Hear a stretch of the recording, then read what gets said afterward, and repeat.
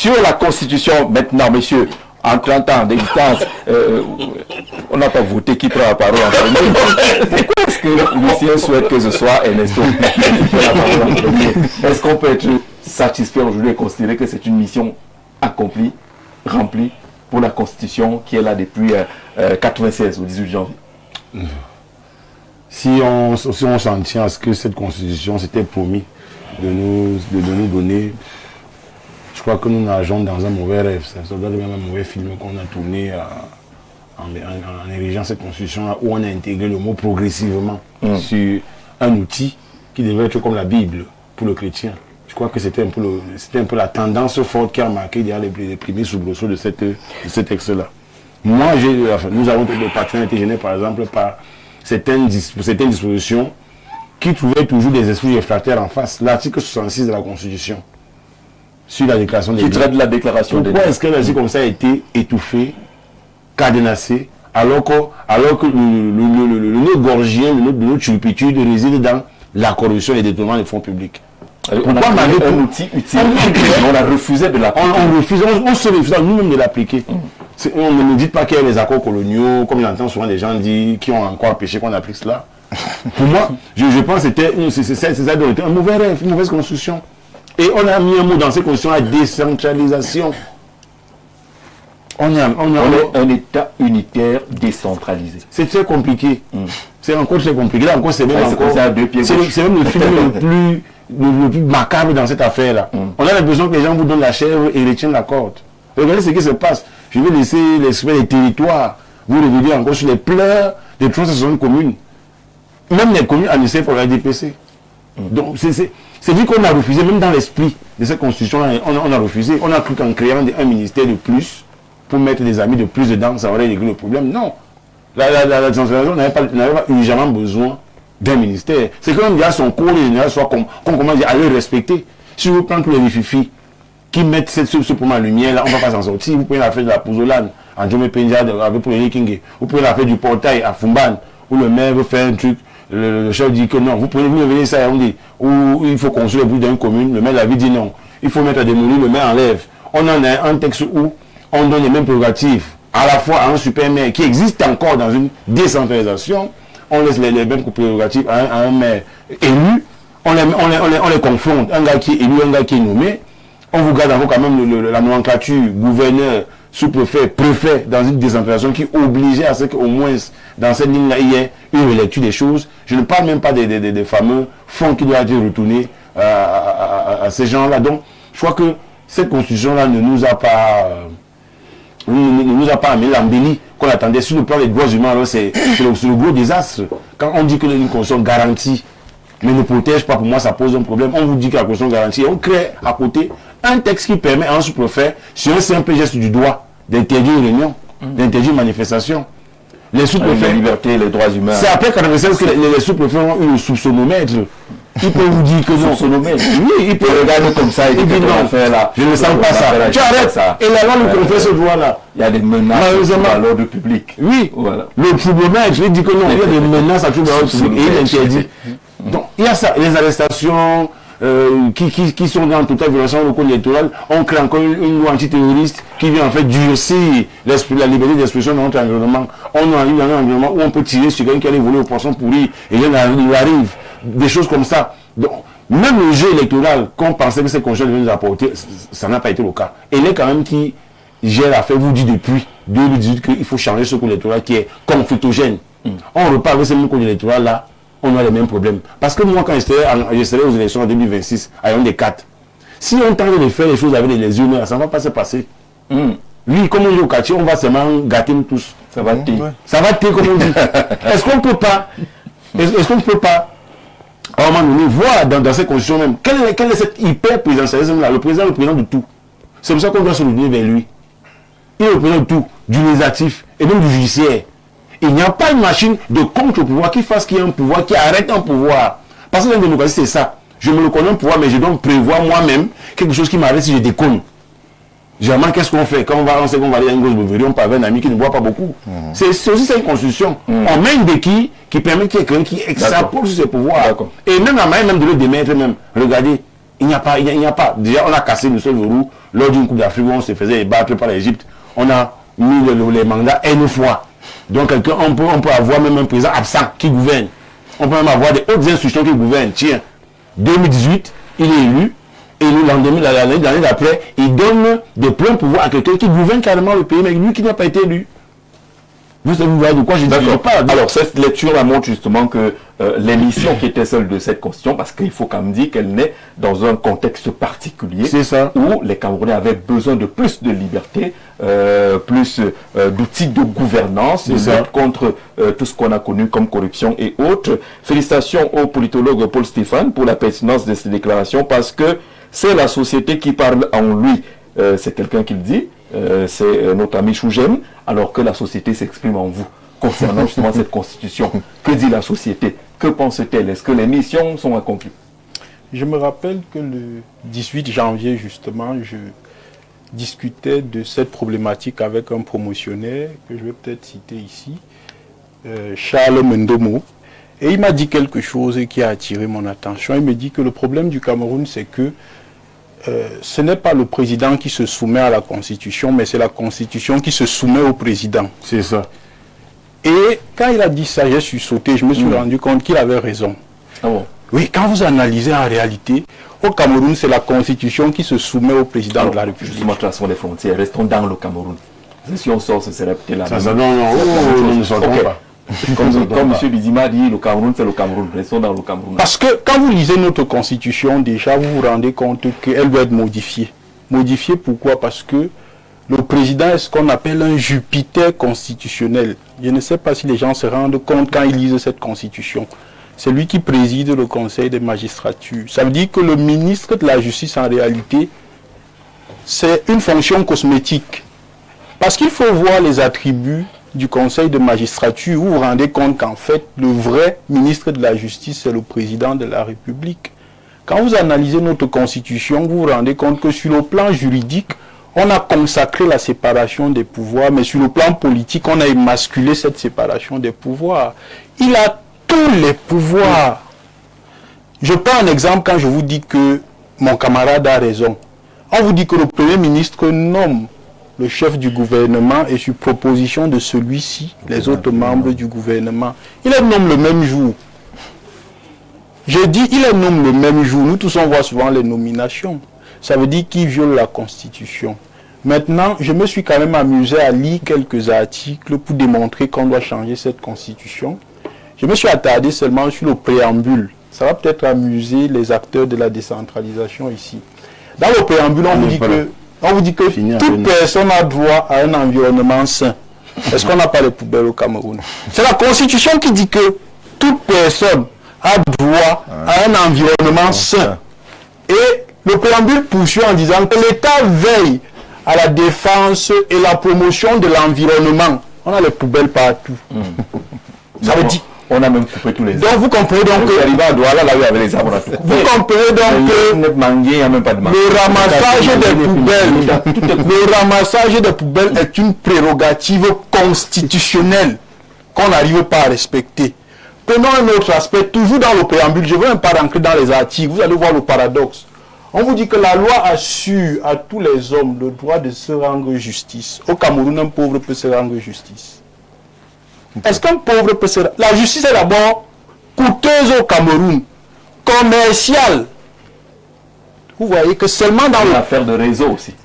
Tout ça est mélangé. Vous voyez qu'on est encore dans le préambule. Je ne veux même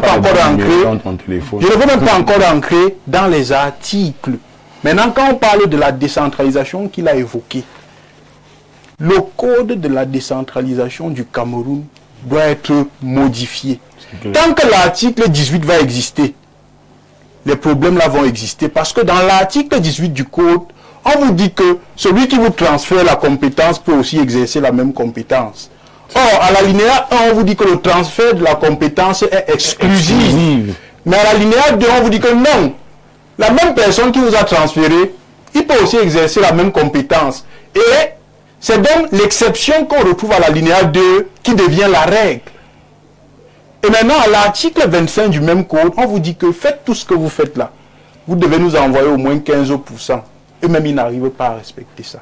Donc, quand vous analysez dans cette constitution, vous vous rendez compte qu'en fait, on a implémenté des articles qui pouvaient nous permettre de conserver et pérenniser notre pouvoir. Pas de gouverner. Et on a détruit les articles justement qui pouvaient nous empêcher de conserver et pérenniser ce pouvoir. Plus grave encore, on a des institutions aujourd'hui qui n'existent pas. La haute cour de justice n'existe pas. Ça veut dire en principe que Marafa ne doit pas être à Kondengui. Non, c'est la vérité. Marafa ne doit pas être à Kondengui. Qui doit juger Marafa? Le président de la République. Et Frère Mimoni ne doit pas être à Kondengui. Il fait quoi là-bas? La Constitution vous dit que c'est la haute cour de justice qui s'occupe du président de la République, du Premier ministre et des autres hauts fonctionnaires. Elle n'existe pas. Et je sors maintenant sur l'aspect de la gouvernance. On fait exprès de ne pas appliquer l'article 66, c'est à dessein. Et j'ai l'habitude de dire que l'article 66 va s'appliquer après le président Paul Biya. Pourquoi? Parce que s'il faut l'appliquer aujourd'hui, vous voyez quel ministre déclaré c'est bien. Mais nous aurons les AVC. Si la loi l'impose, ils n'auront pas le choix. J'ai dit que nous aurons les AVC. Et pour nous éviter les AVC, ils ne peuvent pas accepter. Vous préférez les AVC des petits créateurs d'entreprise. Je vous dis donc qu'ils ne peuvent pas déclarer les biens. Parce qu'aucun d'entre eux ne peut justifier les biens. Et ça signifie même qu'on ne doit pas les arrêter. Parce que comment vous arrêtez quelqu'un, vous dites qu'il s'est enrichi illicitement, sur quelle base? Puisqu'il n'a pas déclaré ses biens. Mais vous l'arrêtez qu'il s'est enrichi illicitement. Parce que pour que vous arrêtez Menunga, il faudrait qu'au départ, quand vous avez nommé Menunga, il vous dit qu'il avait 3 coqs, 3 chèvres, une maison et peut-être une voiture. Et que pendant le mandat, vous constatiez qu'il a maintenant 10 voitures. Mais sauf que je ne vous ai rien déclaré quand vous m'avez nommé. Donc en réalité, vous n'avez aucune base pour m'interpeller. Vous comprenez donc en réalité, la constitution camerounaise, non seulement doit être modifié. On n'a pas encore totalement appliqué. Non, on ne veut même plus.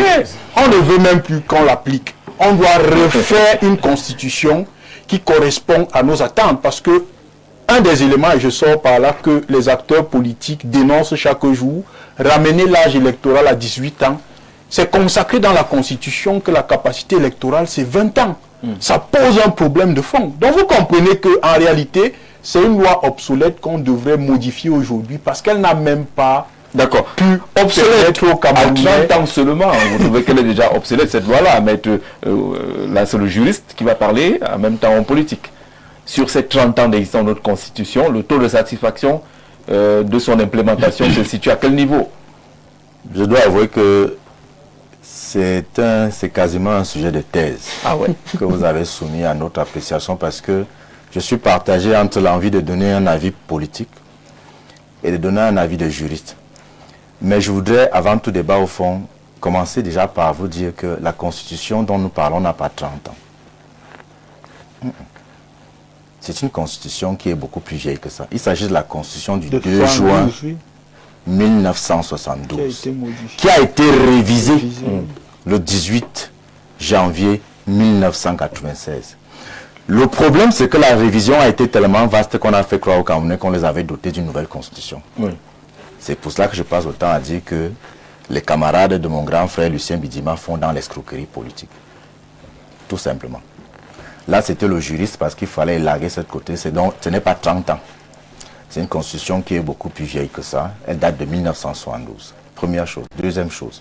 Maintenant, la révision du 18 janvier 1996 avait vocation à faire entrer le Cameroun dans l'ère de la décentralisation de la gestion de la chose publique. C'était en fait ça le problème. Et 30 ans plus tard, là maintenant on peut donc faire plutôt un bilan de la révision. 30 ans plus tard, je ne suis pas expert des questions locales, mais j'ai la faiblesse de croire que les maires que je fréquente pleurent tous, qu'ils soient du RDPC, du PCRN et j'en passe.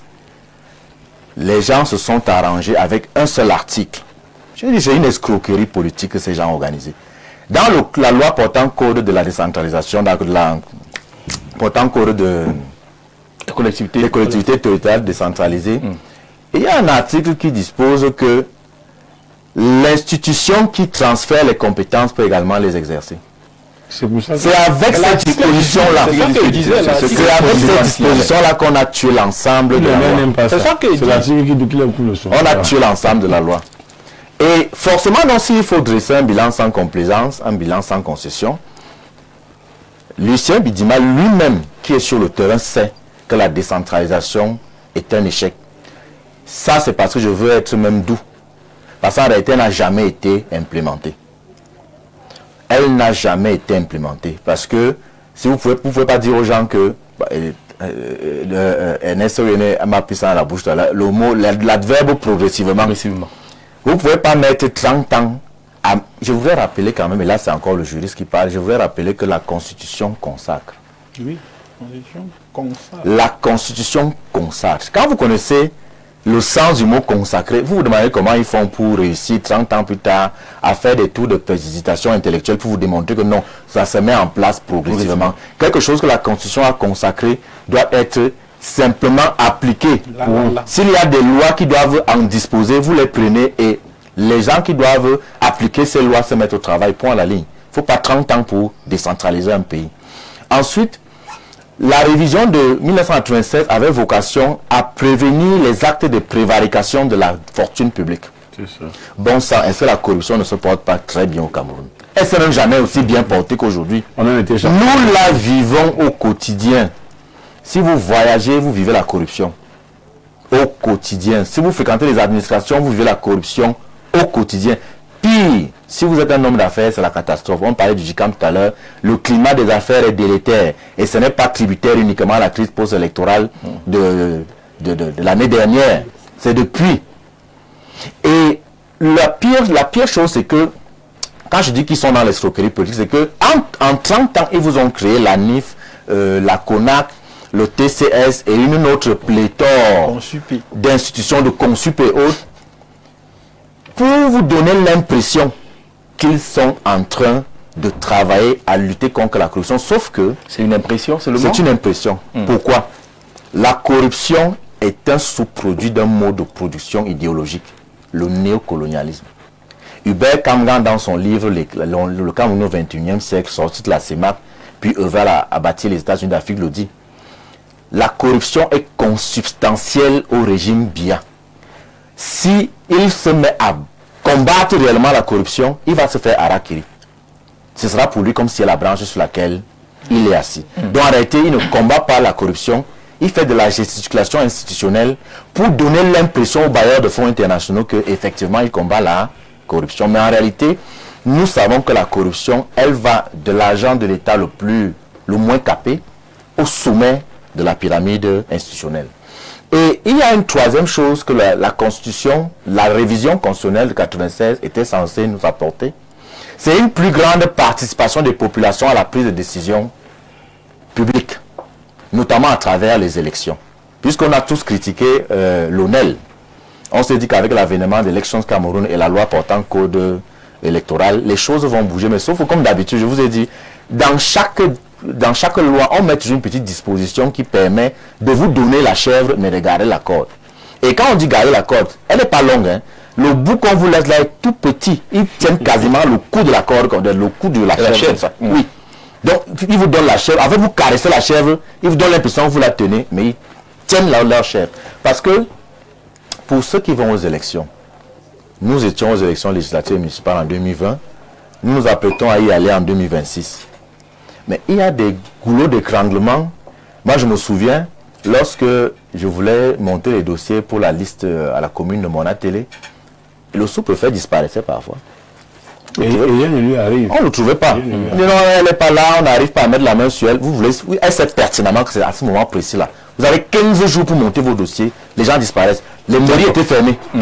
D'accord. C'est fait à dessein. Maintenant, je voudrais sortir en disant aux populations camerounaises que ce que nous disons, ça n'a pas vocation à les décourager. Il ne faut pas que les gens se découragent. Les gens doivent s'emparer de la chose politique. Je suis un acteur politique. Et je vous dis, mon homologue du Rassemblement démocratique du peuple camerounais n'a pas de vision. Ou s'il a une vision, sa vision c'est de s'organiser au pouvoir. On va laisser sur la mise en œuvre de la Constitution. Et par conséquent, la révision constitutionnelle de 1996 n'avait vocation pour lui qu'à mettre en place un ensemble de mécanismes qui lui permettraient effectivement d'atteindre sa vision, celle de rester au pouvoir. Je vous rappelle qu'il s'appelle il est en train de marcher allègrement et galardement vers 50 ans de pouvoir. D'accord. Lucien Bédima, sur ces différentes observations, la Constitution n'a pas encore été totalement mise en place. Il y a la haute cour de justice qui n'existe pas. Il y a la déclaration des biens, l'article 66 qui n'est pas appliqué. Et puis il y a beaucoup de manquements dans la mise en œuvre de la décentralisation qui était l'objet central de cette révision constitutionnelle ou cette nouvelle Constitution. J'ai un frère qui s'appelle Lembe Seraphin, c'est un libre penseur de chez nous. Il a dit un jour, lorsque vous n'aimez plus votre femme, vous trouvez même que sa coiffure est du coup devenue mauvaise. Alors, mais il y a quelque chose qui est incroyable. Et je crois que Séraphin Lembe a raison. Du coup, on regarde la constitution du Cameroun que tous les pays du monde entier ont vu. Du coup, on va aller chercher un ou deux petits articles pour dire que non, il faut éliminer cette constitution. On n'arrive même pas, moi je ne suis pas juriste, et c'est pour ça que je voulais prendre la parole après eux. Moi je veux parler sans citer vos lois, sans citer, je veux parler terre à terre comme quelqu'un du village qui regarde quelque chose, qui dit qu'est-ce que c'est même que la Constitution. Avant c'était quoi? Aujourd'hui c'était quoi? C'est devenu quoi? Il y avait quoi avant? Avant, nous étions dans un état fédéral, après on nous dit on est passé dans un état unitaire. Et dans cet état unitaire-là, il n'y avait pas la démocratie. C'est-à-dire, mon petit frère qui est à côté de moi ne pouvait pas parler comme il parle là. Nous sommes là dans les années 72. Et après, on arrive en 1996, on dit qu'il faut revoir la Constitution. Ça doit être un état unitaire décentralisé. Avant, je crois que les mairies dont il parle au niveau de la décentralisation, au niveau du budget d'investissement, je prends l'exemple de la mairie de chez moi, n'avait même pas 100 millions de francs de budget d'investissement. Aujourd'hui, j'ai suivi que le budget d'investissement de ma mairie avoisine 2 milliards. Une petite mairie d'essai. Avant, on ne pouvait pas avoir plusieurs partis qui peuvent compétir. Depuis 1990, ça a été renforcé, matérialisé en 1996. Aujourd'hui, il parlait des élections législatives. Il parle des élections municipales. Il était même aux élections présidentielles. Ça veut dire qu'il y a la liberté. Avant, il n'y avait que la CATV, me semble-t-il. Mais aujourd'hui, nous sommes Info TV. Tout ça est marqué dans la liberté d'expression, qui est matérialisée dans notre Constitution. Avant, je n'avais difficilement suivi qu'il y a presque tout un gouvernement en prison. Un premier ministre en prison, un secrétaire général en prison, des ministres, etc. à cause de la corruption, du détournement des biens. Mais aujourd'hui, il y a ça, et on vous dit que non, la corruption, on ne combat pas la corruption. Monsieur Jean-Jacques, il faut que nos frères là soient vraiment sérieux. On ne peut pas dire que ça n'a pas évolué. On peut dire qu'il faut améliorer un certain nombre de choses. Le Cameroun est passé d'un état unitaire à la limite autocratique à un état décentralisé démocratique. Grâce à qui? Grâce au président Paul Biya. Même si il a commencé à me dire, oui, on doit faire le testament. Voilà le testament du président Paul Biya que je commence à faire. Parce que le président Paul Biya est encore là peut-être pour 14 ans. Donc il faut commencer par faire son testament. Donc je veux vous dire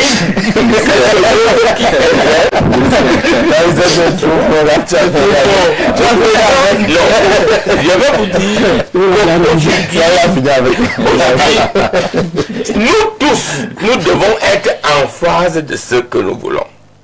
Voyez-vous, vous avez les grands juristes.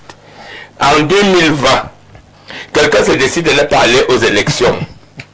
Il s'appelle le professeur Maurice Kamto, c'est un homme politique. Et après, parce que le NSC voulait à tout prix l'imposer à l'élection présidentielle, on nous a imposé un débat sur le mandat impératif. Tu sais ça, mon frère. Pendant presque 5 ans, on n'a parlé que de ça. Mais finalement, il a pris un parti politique, Yango, il a même abandonné son MRC et n'est pas allé aux élections. Est-ce que c'est encore le problème de la Constitution? C'est que nous ne voulons pas nous arrimer nous-mêmes au droit constitutionnel et respecter d'abord cette constitution. Ce n'est pas que le président Paul Biya qui doit respecter la constitution. Ce n'est pas que quelque chose n'est pas mis en place. Mais alors, ce qui est mis en place, comment on exerce, comment on utilise ça?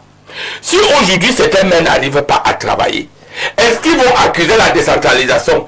Quand il est vrai que les moyens qui sont mis à leur disposition, que font-ils de ces moyens? Certains d'entre eux. Si certains députés n'arrivent pas à venir vous faire le compte rendu parlementaire et ils reviennent que 4 ans après, parce qu'ils veulent encore être députés, organiser des associations, des matchs, etc. Est-ce que ce député-là a lui-même respecté la Constitution alors que la Constitution lui a donné les moyens, peut-être au niveau du gouvernement, de faire certaines propositions de loi? Combien de propositions il a fait? Est-ce qu'il peut vous donner le compte rendu de ce qu'il a fait là-bas au Parlement? Est-ce que c'est encore la faute de la Constitution ou du président Paul Biya? Si aujourd'hui, vous venez à Mon Dieu Vision, vous commencez à insulter Jean-Jacques Zé, vous ne respectez pas sous le label de la Constitution et de la démocratie, sous le label de la liberté de la presse, vous ne respectez pas vous-même les textes constitutionnels. Est-ce que c'est après que vous allez dire que c'est la faute de la Constitution? Si vous n'arrivez pas, nous sommes à quelques jours ou à quelques semaines des élections législatives et municipales, les partis politiques viennent vous dire qu'ils sont même incapables de se rassembler. Ils oublient eux-mêmes que si tous les partis de l'opposition étaient rassemblés et avaient la majorité parlementaire, je parle sous ton contrôle, petit frère, ces partis politiques avaient la capacité de bloquer l'action gouvernementale. Et ils ont eu cette majorité-là en 1992. Mais qu'est-ce qu'ils en ont fait? Ils étaient même incapables de s'entendre sur le nom du président de l'Assemblée nationale. Donc tout ce que nous faisons là, c'est le jeu de tam-tam, où quand tu dis quand, l'autre peut dire quoi, mais en fait on dit que le tam-tam ne marche pas bien, ce n'est pas vrai. D'accord. Je dis que si chacun de nous respectait la Constitution, si chacun de nous utilisait à bon escient cette Constitution-là, parce que cette Constitution a totalement évolué. Ce n'est plus la Constitution de 1972. Ce n'est même plus la révision, peut-être de 2008, en fait, je ne connais pas très bien les dates, mais ce n'est même pas la Constitution de 1997 qui évolue autant que fait ce peu. S'il y a un ou deux articles, mais il faut faire attention, parce qu'il y a le gouvernant, vous ne déclarez pas vos biens. Dès que le TCS vous prend, vous avez l'obligation de justifier ces biens. Et quel est le résultat? Jean-Jacques Zé, on vous arrache tous ces biens. D'accord. Alors, mais je conclue en disant, nous sommes dans un État unitaire décentralisé. Chacun de nous doit jouer sa partition. Là où je ne peux pas être d'accord aussi, je ne veux pas dire que tout est bien. Si l'État a décidé que les ministères doivent transférer 15% de leur budget au niveau des mairies qu'ils le fassent, simplement. Pourquoi ne pas le faire? Et maintenant, ce que moi je vais demander, et je fais donc une proposition. La proposition, c'est qu'il faut créer une cour. Encore. Donc il faut créer une cour. On n'a pas le contrôle des territoires, des communes, si on peut dire comme ça. Et même aujourd'hui, nous avons ce qu'on peut appeler les régions. Parce que véritablement, Jean-Jacques, il faut un audit. Si moi j'ai à demander quelque chose à mon propre parti, je vais vous le dire. Hein. C'est-à-dire, les rumeurs, aujourd'hui, on ne doit plus être maire. Si on n'est même pas capable de lire un compte d'exploitation. Si on n'est même pas capable d'amener les biens qui partent, les besoins qui partent du fonds pour l'euro. Si on n'est même pas capable de revendiquer ce qui est normal, ou si on n'est même pas capable de faire un audit de son propre budget. Alors là, c'est ce que moi je demande à mon propre parti. Et là, si il n'est pas, là ça intéresse François. Si il faudrait dans le RDPC qu'on implémente ça pour avoir l'efficacité, l'efficience, la bonne gestion des territoires décentralisés et de nos communes. Merci, et pour que la Constitution spécialiste des territoires, la volonté du chef de l'État. Lucien nous offre une belle perche, hein, dont les manquements, les incongruités, les absences, la mise en œuvre de cette Constitution. Il y a le volet consacré à la décentralisation qui reste questionnable jusqu'à présent. Oui, je suis admiratif de ce que vient de la déclinaison que vient de faire le grand frère de Lucien Bidima. À la réalité, si nous entrons de plein pied dans la Constitution, l'éminent juriste parlait il a évoqué la disposition tout à l'heure, c'est le Cameroun est un État unitaire décentralisé. En cela, on voit tout de suite la gouvernance. Et s'il faille aller à l'intérieur, peut-être pour d'abord faire un clin d'œil et être preneur de son analyse sur un certain pan. Voyez-vous, l'article 55 de cette Constitution, je crois l'alinéa 2, oriente la mise en place et le vote des conseillers municipaux et des maires. En cela, Jean-Jacques, je voudrais aller plus loin pour conformer mon propos à ce que disait Paul Stéphane. Un peu plus loin, vous verrez qu'il y a des limites par rapport aux élections qui arrivent. Je prends un cas simple, Jean-Jacques. Il y a pour les élections qui arrivent, les élections des conseillers municipaux qui arrivent, il y a un souci sérieux. C'est en fonction de la population que on calcule le nombre de conseillers dans les communes. Alors si je prends un cas simple sur les communes peut-être d'Union Esso, vous verrez que les données statistiques d'Union Esso vous disent que nous sommes à moins de 150 000 habitants dans l'Union Esso. Et allez voir aujourd'hui, ça c'est dès le 2001. Donc un problème se pose. Est-ce que les données qui ont été consacrées c'est-à-dire que pour le nombre de conseillers, pour la population, il y a un nombre de conseillers en conséquence. Donc ici, nous prenons la commune par exemple de Batouri. Si nous retournons par exemple dans la région de l'Est, vous verrez il y a eu une explosion démographique de ce côté-là. Et ce qu'on ne voit pas tout de suite, c'est que le nombre de conseillers a une incidence sur les répartitions, par exemple, des ressources liées à la péréquation. Je prends un cas simple. Vous prenez par exemple le budget qui vient d'être lancé du côté de l'Adamawa. La région de l'Est est dernière, avec 27 milliards à peu près, 27 milliards si ma mémoire est bonne.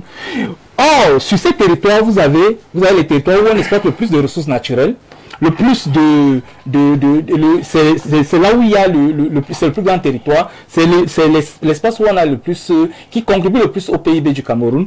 On ne peut donc pas, sur la base d'une péréquation, parce que ce qu'on oublie, c'est qu'il y a eu flux démographique par rapport à l'exploitation des ressources naturelles. Et la population, par exemple, c'est pas un chiffre simple de Betaro ou bien de Garoboulaye ou de Batouri. C'est passé de 65 millions à Batouri à plus de 102, 150 millions d'habitants aujourd'hui. 150 000 habitants, je veux dire, aujourd'hui. Cela suppose donc quoi? En incidence, on ne devrait plus avoir un nombre de conseillers, peut-être de 34, on devrait passer à 41. Donc, voilà les problèmes qu'il y a sur les territoires. Maintenant, je reviens à quelque chose de plus, sur les questions de gouvernance.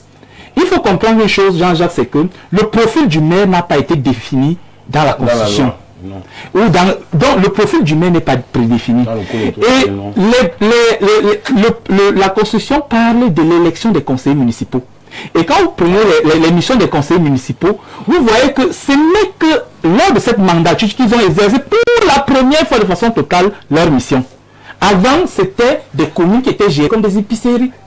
Et si vous retournez même à une période plus antérieure aux lois d'orientation de 2004, vous verrez que c'était des communes administrées.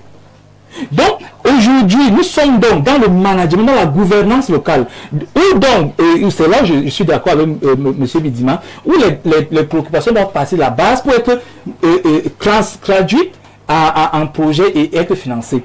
Le problème ici, c'est que si vous prenez le cas des territoires en ce moment-ci, les maires ont géré au moins 5 types d'externalités négatives.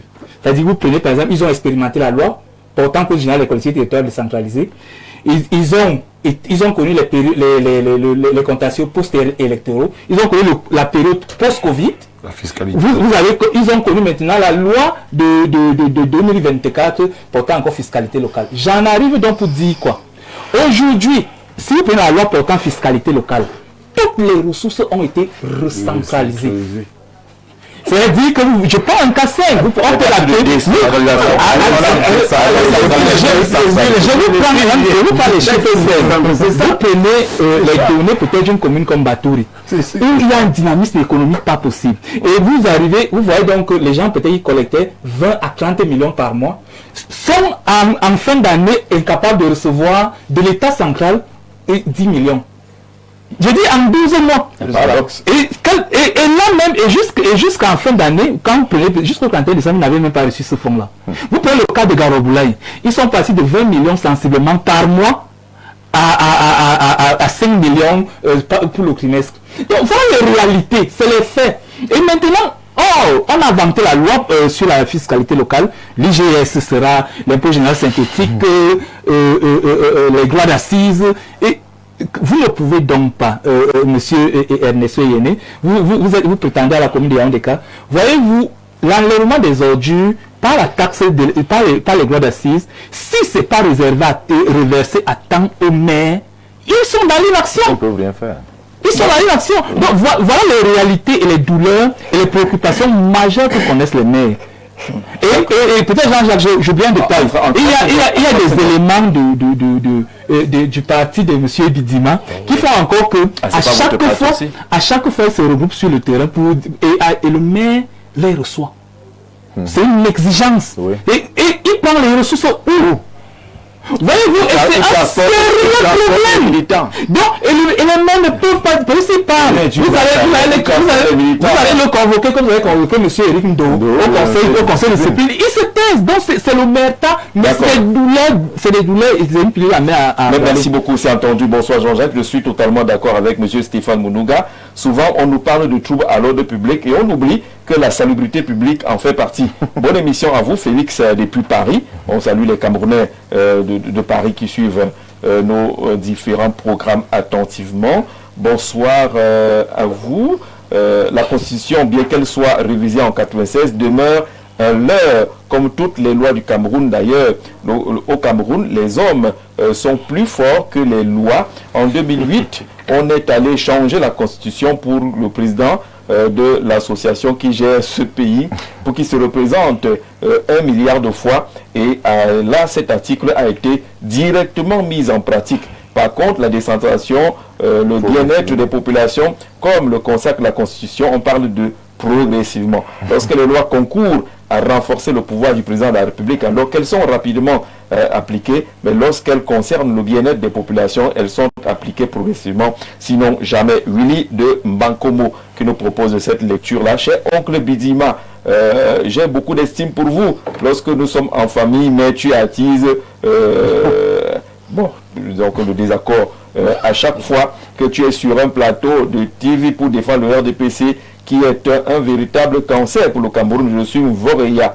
Les maires travaillent vraiment au Cameroun et ASE en particulier. Le mien a un seul mandat et il a un immeuble qui pousse des terres ASE en fou, en côté.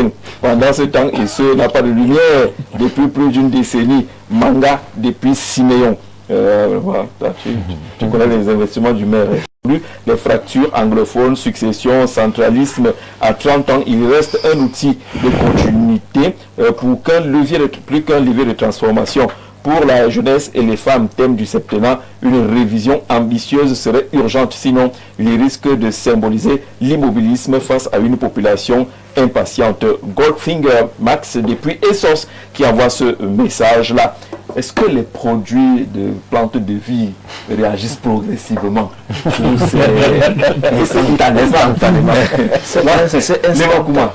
C'est instantanément. D'où on appelle le produit King Phoenix 24 la solution. C'est-à-dire qu'en 24 on commence à avoir des résultats. Mais on ne peut pas guérir du chlamydia en 24, c'est pas possible. Mais les signes qu'on ressent, les symptômes qu'on ressent, les symptômes apparents du chlamydia qu'on ressent en 24 heures vont s'estomper. Ça veut dire que si, par exemple, mon voisin Ernesto a peut-être les démangeaisons, j'ai dit si, je ne dis pas qu'il a les démangeaisons, si il a les démangeaisons, ou bien s'il a peut-être les j'ai dit si, donc s'il a les démangeaisons, ou bien s'il a peut-être les symptômes apparents du chlamydia, en 24 heures, ces symptômes vont disparaître.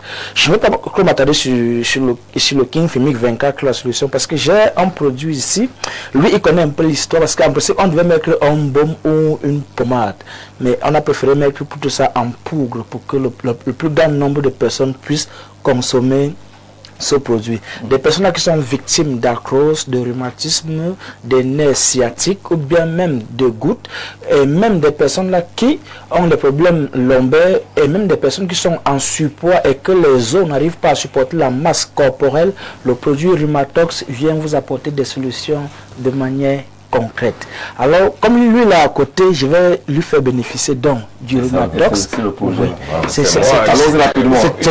ça. Je suis en train de la femme à Le produit rhumatox qui concerne toutes les personnes, surtout des personnes âgées qui ont des problèmes, les problèmes articulaires et même les problèmes les douleurs musculaires, et aussi, comme je l'ai dit tantôt, qui ont des douleurs au niveau des genoux, même au niveau des chevilles, et qui n'arrivent même pas parfois à se déplacer normalement, ou bien même des personnes qui, lorsqu'elles s'asseyent, elles ont du mal à se regresser, ou bien à se placer debout, elles ressentent des douleurs, que ce soit au niveau des épaules, ou bien au niveau de la colonne vertébrale. Le produit rhumatox est la solution.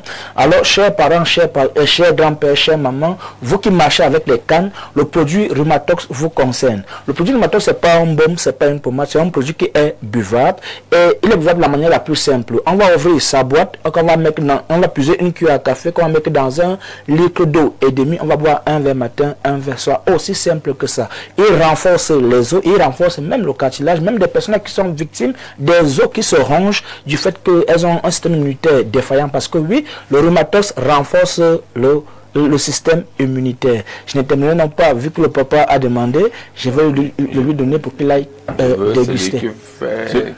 Lucien, les deux.